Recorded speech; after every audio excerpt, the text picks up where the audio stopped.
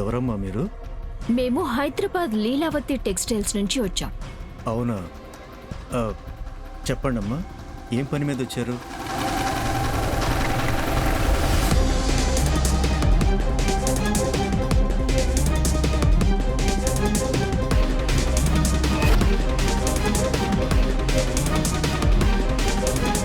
మరేం లేదు తాతగారు, మీరు చీరలు బాగా నేస్తారంట కదా, సో మా కంపెనీ తరపున ఒక కాంపిటీషన్కి చీర పంపించాలి.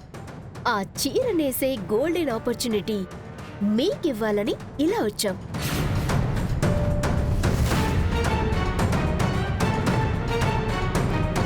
చీర నేసే అవకాశం మీరు నాకివ్వడానికి వచ్చారా?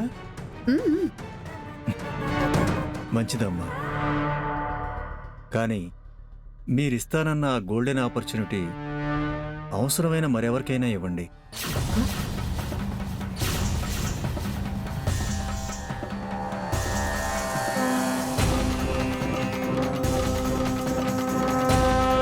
ప్రస్తుతానికి ఇలాంటి అవకాశాలు వెతుక్కునే అవసరం ఆ భగవంతుడు నాకు కల్పించలేదమ్మా. అయ్యో, అవకాశం ఇస్తున్నాము అంటే డబ్బులు ఇవ్వమో అనుకుంటున్నారేమో. చీర నేసేందుకు ₹1,00,000 ఇస్తాం. ఇదిగోండి 25,000 అడ్వాన్స్.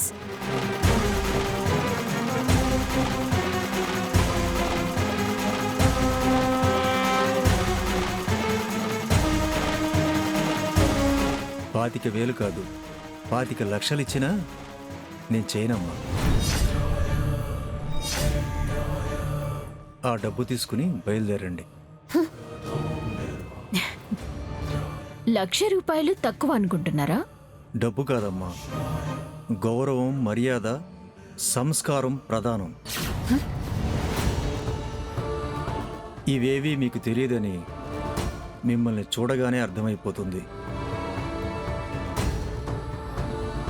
మీలాంటి వాళ్ళకి నా మగ్గం ఎప్పటికీ పనిచేయదు. వాట్?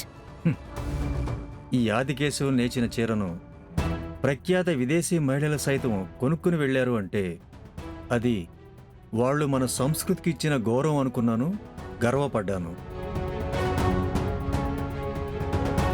కానీ ఇవాళ మిమ్మల్ని ఇలా చూస్తుంటే నా దేశ మహిళల్లో సంస్కారం లోపించింది, సంస్కృతి చచ్చిపోయిందేమోనని బాధేస్తుంది. అందుకే మీ పద్ధతి నచ్చక మీరిస్తానన్న బంగారు అవకాశాన్ని తిరస్కరిస్తున్నాను. ఇక బయలుదేరండి.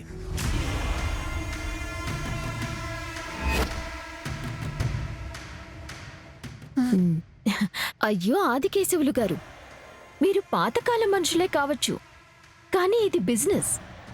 మీ దగ్గరకొచ్చిన కస్టమర్స్ ఇలా చేతులు కట్టుకొని ఉండాలి, అస్తమానం పెద్దవారు గొప్పవారు అని శాలువాలు కప్పుతూ ఉండాలి అంటే కుదురుతుందా?